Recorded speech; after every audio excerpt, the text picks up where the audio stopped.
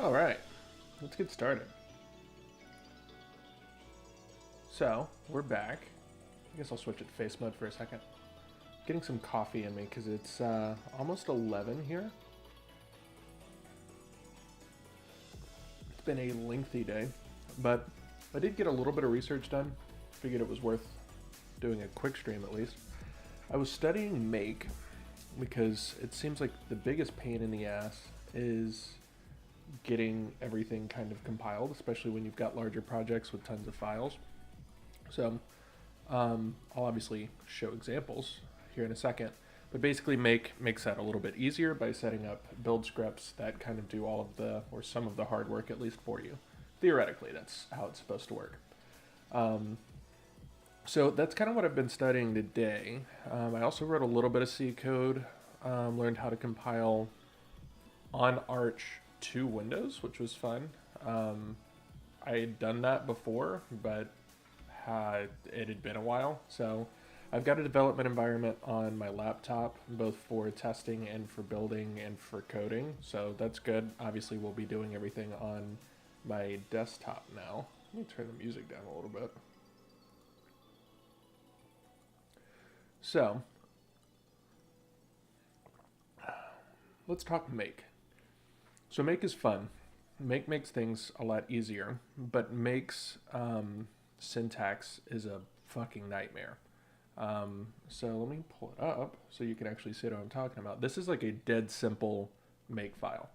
I've only got one file in here, main.c. All it does is return. I guess we can include a little bit of... I'll include that.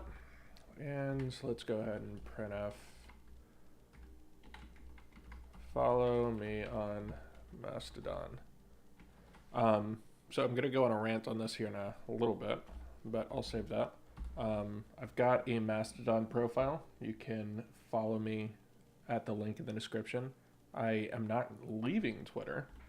I am spacing myself from Twitter a little bit, but I'll save that rant for later. Let's talk Make first. So Make, you've got a Make file.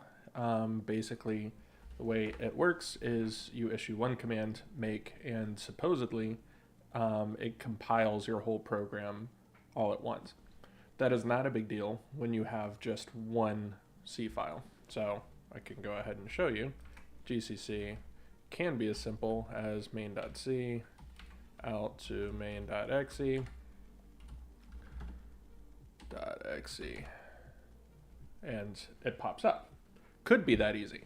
But if I've got 1,000 different files, or if I want to create the object files at the same time and save those in a different folder, or if I've got to compile everything in like a very specific order, then it kind of starts to get to be a pain in the ass. And you want a Make file to kind of make that a little bit easier. So let's open up this Make file and kind of break it down. So the first line is basically, or the first target actually is what it's called, I think. The first target is what's going to get run first. So this is main. Main is looking for main.o. So basically what Make is going to do is it's going to say, okay, we're going to try to run main, but in order to run main, main has a prerequisite, which is main.o. So what it's going to do is it's going to search throughout the rest of the file and try to find main.o, or a target called main.o. Okay, it finds it. So main.o is right here, and it says, okay, we're depending on main.c being somewhere. Okay, main.c is here. So it's going to go ahead and run this command, gcc-c main.c. And what that's going to do is we can go ahead and show it, gcc-c main.c. And this is going to create main.o. Now that main.o is created, then this one can run. It's got all of the prerequisites, so it runs gcc main.o -o main.exe. And obviously we already had that. So it all works kind of on these like prerequisite chains, which again, it can be a pain in the ass, and I'll show you what I'm talking about here in a second with respect to like the really annoying syntax that it's got.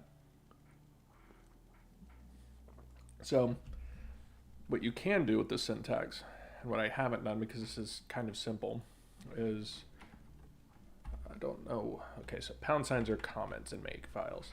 So instead, we could say anything. So we could do main depends on anything.o. That wouldn't be a great way to do it. Let's just say it depends on main.o. We'll just hard code that the same way. Main.o -o main.exe. So far everything's the same. Now we're going to write a rule that says anything.c,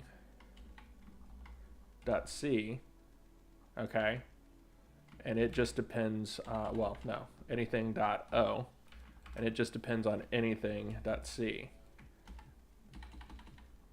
And then if we've got that, then we're going to do GCC $, oh man, I'm trying to remember this correctly. It's $@ yeah, I think so. $@. And basically what that's doing is it's going to go ahead and compile this. We need -c.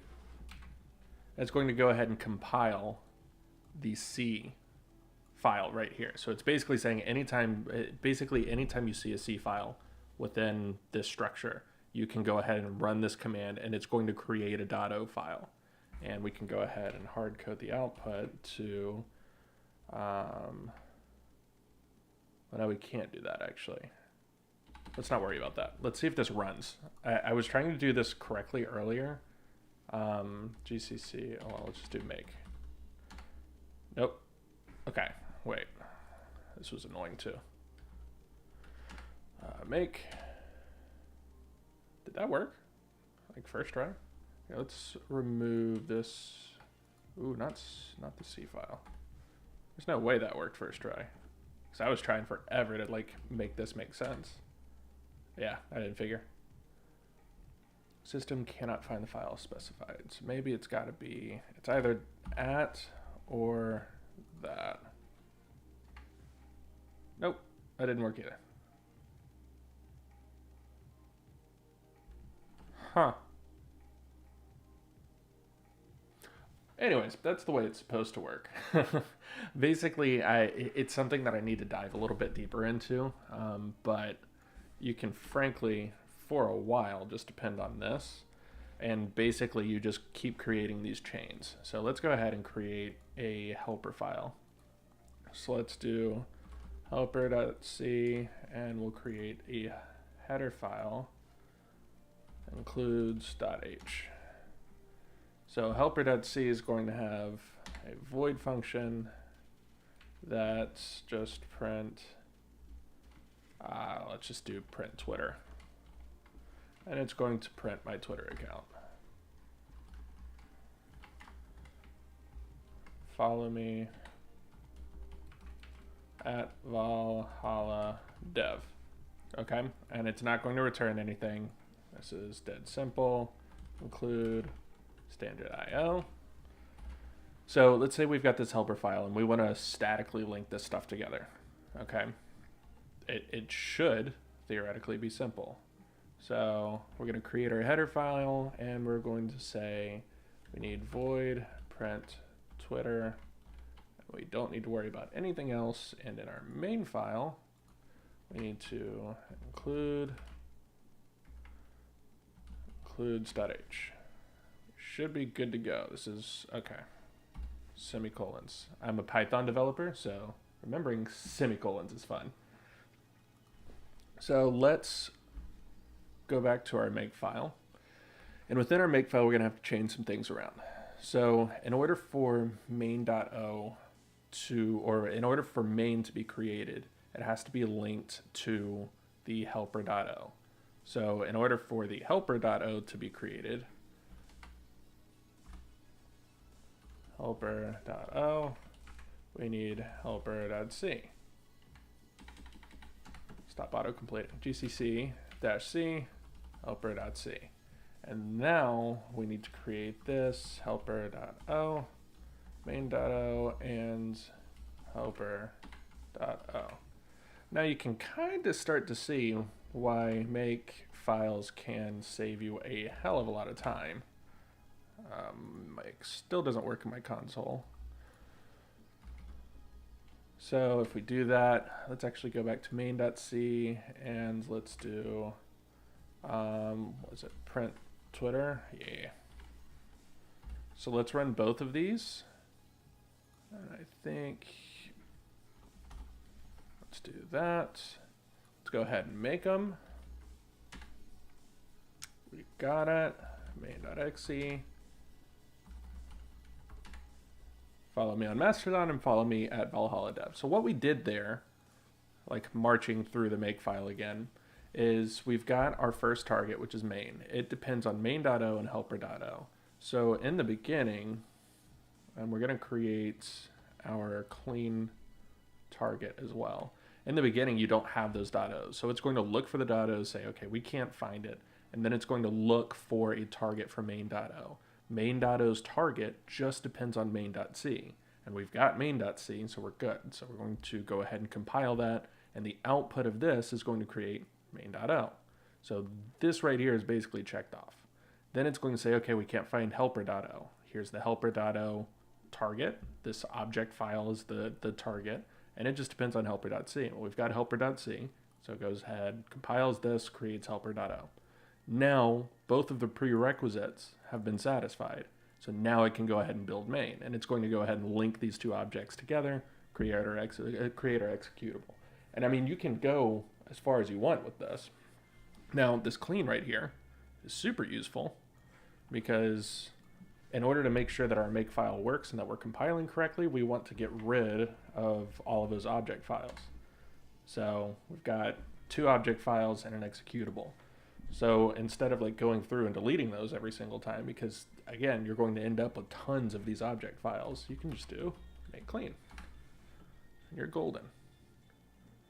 So that's a lot faster. And again, it's like all of these are essentially like shell commands that you could be running on your own. You could be running them in a Python builder. I think I've seen people use batch builders and Python builders before. I want to say Handmade Hero uses batch files, but I might be wrong there. But make works, and it's got a really, really ugly syntax that I hate. And I honestly don't know if I'm going to end up switching to something else, but I guess it doesn't really matter all that much. You know, for right now, we're just creating like very simple stuff.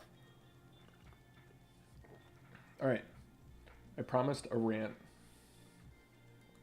and I've already technically done this rant. I guess I could pull it up. So, obviously, Elon bought Twitter last night. That was kind of like a big deal. Let's go to my blog. I'll link to this in the description somewhere. But I have changed over. Not changed over. That implies that I got rid of my Twitter. My Twitter is still very much here. You can still follow me. But I have started kind of starting to move my online identity over to Fediverse stuff. It's something that I've been interested in for quite a while. So stuff like Mastodon, PeerTube, things like that. Because it's cool and it kind of scratches my like anarchist crypto utopian kind of like itch. But for a while it wasn't necessary and I was lazy, so I didn't bother with it. Now, you know, things kind of changed because Twitter is looking to become a much worse place to be on the internet.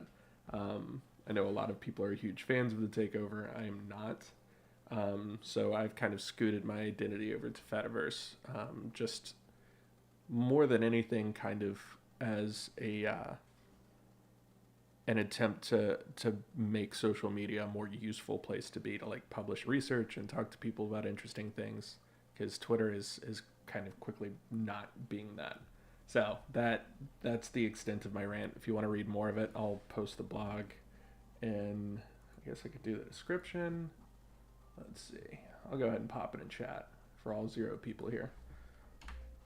What's up, Mod? So that's kind of my like mini rant on that. It's not a big deal. I haven't gotten rid of like anything at this point, but yeah, that's kind of where I'm at with it. All right, let's pop back over to C. Enough of that rant. So I did do something else. What is this doing? I did kind of start poking around at doing DLLs. DLLs are fun because why does it keep doing that? That's weird. DLLs are fun. There's lots of different things that you can do with DLLs within the context of malware. So I kind of practiced with generating those. It's not like that hugely different. The compilation is like slightly different. It would change the makefile a little bit, but that's not that big of a deal. But basically, here's my development setup, because that's like the most interesting thing. I've got this victim VM set up. This is the same one that I was using with Wolf. Let's see if I can find where. So Wolf is saved over here. I'm calling this Wolf 2.0, even though in the last video I told you it's not going to be Wolf 2.0. It's going to be like a tool set. So you can see it here. And the cool thing that shared folders does is I can literally just do make. It's annoying. Come on now. My mouse is just being obnoxious. Make. It's like I've got control held down or something. Make. So we pop out with main.exe, and if we pop over here, because it's a shared folder, I've got main. So I can pop on over with the command prompt, and I'll go ahead and just throw it on desktop, because I don't want to bother trying to find that location. Or maybe I won't. What is going on with my mouse right now? Let's do copy, paste. There we go. So let's go over to desktop, and we should have main.exe right there. Follow me on Mastodon, follow me at Valhalla Dev. So it's the same exact executable. I'm just outputting to a shared folder, and that's basically how I've been like propagating my malware over to my test site. So that's going to be how we do it for a while. How I learned C to just build malware. Yeah, so honestly, I haven't found a super big use in C aside from reversing malware or writing malware. It's nice, it's useful, but honestly, I wouldn't say like start Googling, how do I write malware in C, even though that's how like most of my viewers get here. I would highly recommend actually learning C and actually learning programming fundamentals instead of just hopping right over into malware development. I am a staff level software engineer. I write software for a living in mainly Python and JavaScript. That's not a brag. That's me saying I'm already good at writing software and I'm shit at C. So I don't want to focus on just like writing malware, because that's not going to get me any better at C. And if I don't get any better at C, I'm not going to get any better at writing malware. Like it all kind of like mixes together. Basically, if you're not a good dev, you're just not going to write good software. That's just kind of how that works. So I would say if you want to write malware in C, I hope you're doing it for the right reasons. I'm just going to leave it at that. I've gone on the ethics rant 1,000 times. But if you want to learn how to write good malware, learn how to write good software, and then write malware with it. I mean, malware is just software with a different application. That's literally all it is. So I would say start with like projects. Learn. I'm a big believer in learning how to build software with projects and not just tutorials. So like get off of my channel ASAP. Think up a couple of projects, or while you're listening to me, think up a couple of projects. Start writing them in C. Start writing them the opposite way in C. Start doing like code battles, and like those are cool, but they're super impractical. Those aren't going to teach you how to write malware. They're not going to teach you how to write much of anything. But again, just approach learning how to write malware in C the same way that you would approach learning any other like programming language for any other reason. Like that's kind of how it is. And become a good software developer, and then go on and write malware, or go on and write operating systems or whatever. Like you'll have a good foundation for it. But I don't know. That's might be a little bit ranty, but that's kind of how I'm approaching it now. I did approach it earlier I approached it as I'm going to learn how to write malware in C. I did not approach it from I'm going to learn how to write C, and I ended up writing shitty malware. Now I'm kind of going back and having to like kick myself to do it better. So yeah, I guess TLDR, if that makes any sense at all, just become a better software developer, or write better software and understand the language from like the ground up, understand what the heap and stack are, how to allocate, how to clean up memory, why you should clean up memory, things like that. Types are lots of fun in C. If I'm writing Python, I can go ahead and do example.py.op.py, and I can just say x equals 7, y equals 7, and I can do print x plus y. Now, this is going to freak out, obviously. Python example.py. Obviously, it's not going to work, but it's not going to work at runtime.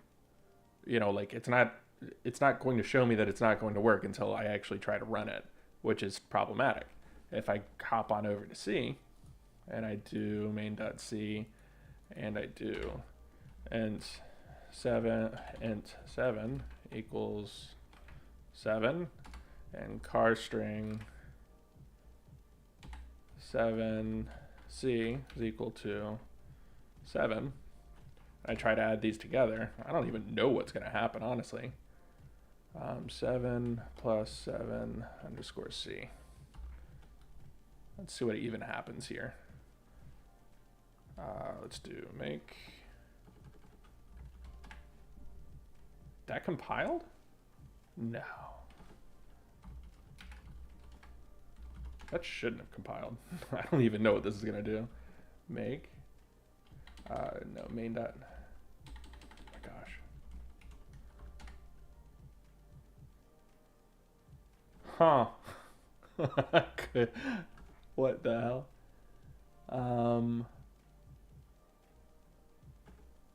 That is interesting. There's probably something cool and a lesson to be learned there, but I don't know what it is. Huh. There's probably some memory fuckery going on there that I don't want to play with at 11 o'clock at night. But yeah, basically the point being is the errors are completely different. Like side by side, you're going to be dealing with errors at runtime in Python because it's not a compiled language, it's an interpreted language. Am I compiling the wrong one? I don't think so. Let's see. Make. No, that's the right one. Yeah, it's just doing funky shit. Resources for C. Yes. Let me find you resources for C. Do you like books? Are you a book guy, Yayati? Because there's obviously the what's the one like god tier book that everybody says that they've read but nobody's actually read? Let's see. Books for C. Yeah, so this is the big one. It's kind of the one that like everybody who writes in C is going to recommend you. So I'll pop a link in chat for that. It's like basically the fundamentals of C, how it was written, how to write it, how to get good at it. You'll probably end up mastering C if you read through this book and like actually understand it. I think it's generally referred to as Kernighan and Ritchie's book. Like it's that kind of notable, I guess. So there's that, and really, again, like you can read tons of these books. I've got I showed this one off on the last video, but I've got Windows Internals. This is 6th edition, part 1. You could drop just tons of money on that. I'll drop links to that one. Internals, 6th edition. Why are you not using MSVS instead of Visual Studio Code? I'll explain that in a second. Promise. Y'all are giving me lots of rants to go on. So here's Windows Internals. What's cool about that book is it's it's all about Windows internals. No, I'm not going to stop there. Windows internals is all about learning like the operating system, understanding how it's developed, all of these, kinds of other things. It's a great book. It's a great reference book. And that's the mistake that I made and that tons of other people I know have made, is that it is not a book to like just read through. It's a good reference book. And that's why I'm going to go back to learn through projects, learn through actually writing code. Don't just sit there and like copy paste from Stack Overflow or like watch a tutorial and just sit there, twiddling your thumbs and following along line for line. That's not going to be how you learn. You've got to like actually do projects. That's why, frankly, some of the best software developers are game developers and game hackers, because they don't think like, oh, I'm going to become a good engineer. They think, I'm going to build this thing. I'm going to hack this game and just, spin bot everybody. Or why is that book not in stock? That might be a bad link. Don't click that link. So there's part 2. Yeah. Huh. I don't know why that link's bad. Anyways, all of the game hackers and all of the, the game developers all have these projects that they're building out. And that's where engineers go wrong so frequently, is they're just like, I'm just going to become a good engineer. And then they get stuck in tutorial hell and like, they don't get anywhere, and that's why a lot of engineers end up failing, or a lot of would-be engineers end up failing, is because they focus on becoming a good engineer. Theo, a web developer, put out a really good video on that. Let me find it. But basically, he's saying the exact same thing. Stop getting stuck in tutorial hell. Stop, just assuming that you can. Here, I'll just actually show my screen. Stop assuming that you can just, like watch tutorials until you like learn it. This guy right here. This is a great video on this subject. And like just go out there and write code, because you're not going to learn any other way. It's just, it is how it is. You can read through all of Kernighan and Ritchie. You can read through all of Windows internals and memorize the whole thing, and you'll be okay at understanding some of those concepts. But like, don't pretend like you're going to be a good like engineer unless you're engineering things. Like that's kind of how it works. Learning C without understanding the basics or fundamentals of the OS is useless to learn malware dev. To learn malware dev, yes. To learn software dev, probably not. I mean, a lot of like C-based stuff, like game development specifically, there are wrappers for the Windows API, for example, to where you don't ever have to touch the Windows API. You don't have to really learn it that much until you do. So there's kind of asterisks to all of these things, and I've learned not to make broad sweeping generalizations around basically anything, but especially in software development. But with malware development, yes, you absolutely need to know the operating system, because you're going to be interacting with the operating system. Like that's like your bread and butter.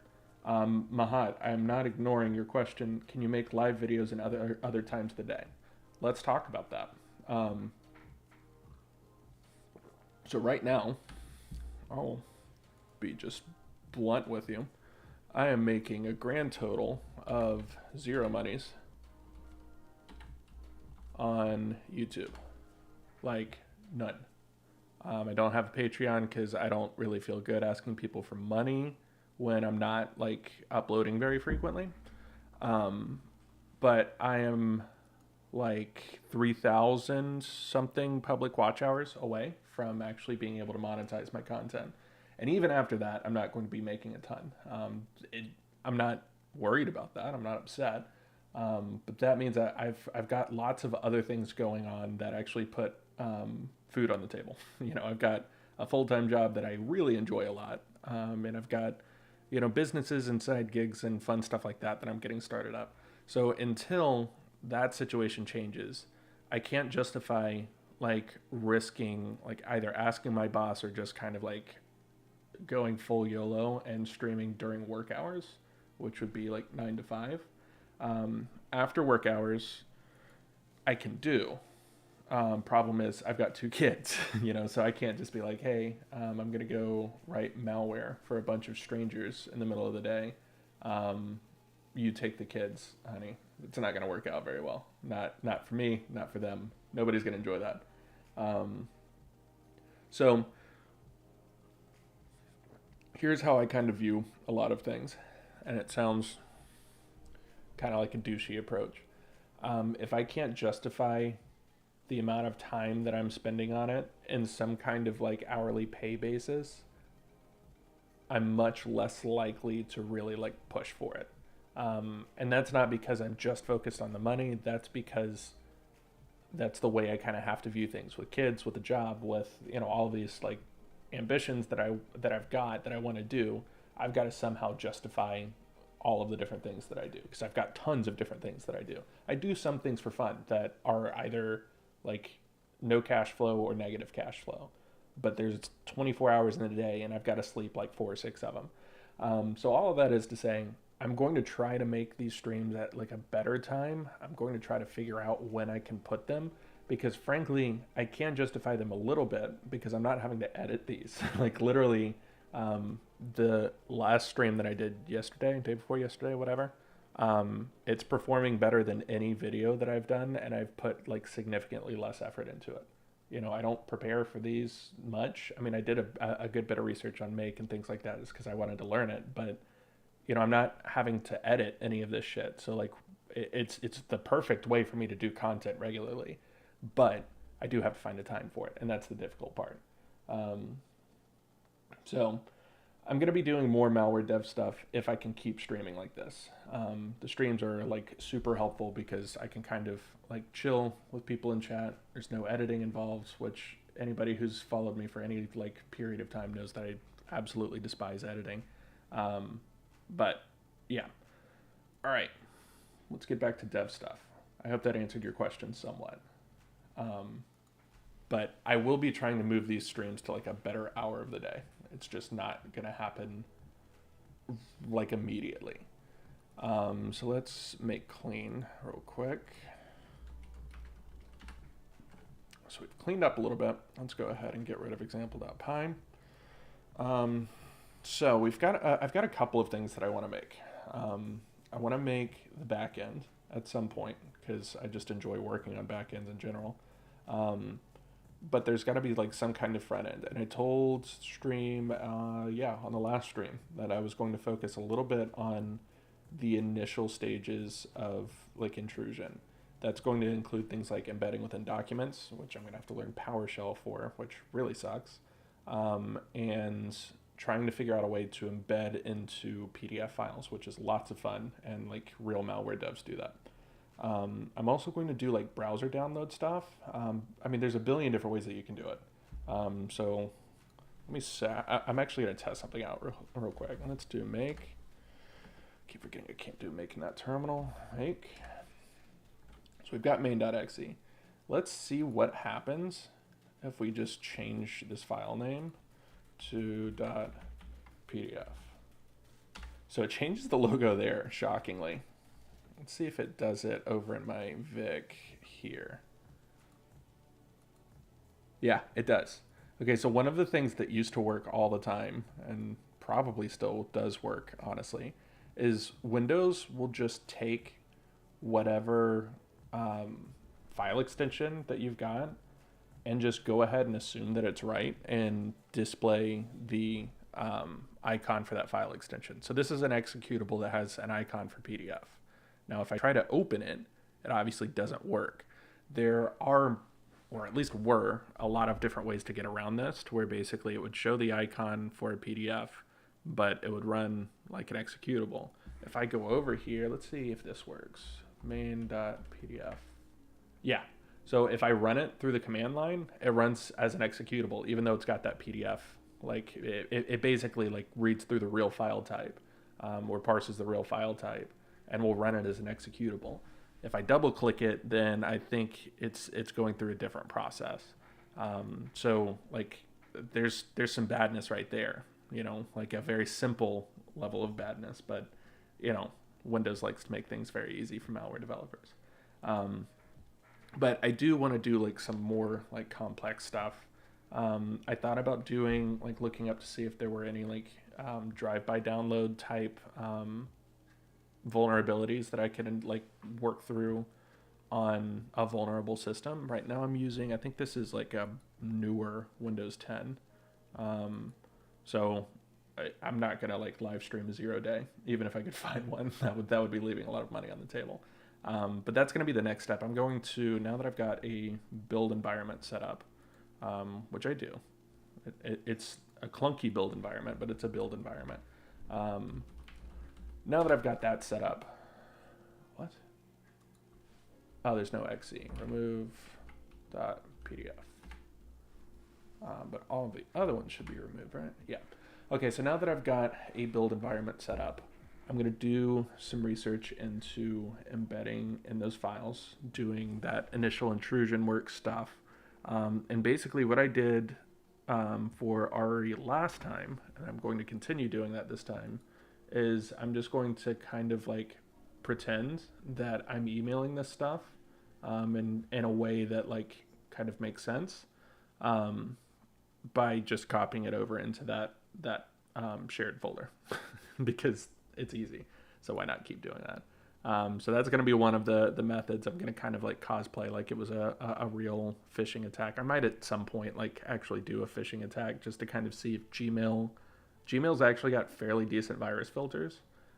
So I'm thinking about like testing it out through that. And also through like VirusTotal and stuff like that. But that's well on down the line. I'm gonna focus on embedding, learning PowerShell, and then the next stream we'll run through that. Mahad, Yayati, everybody else who showed up, I appreciate it. Y'all take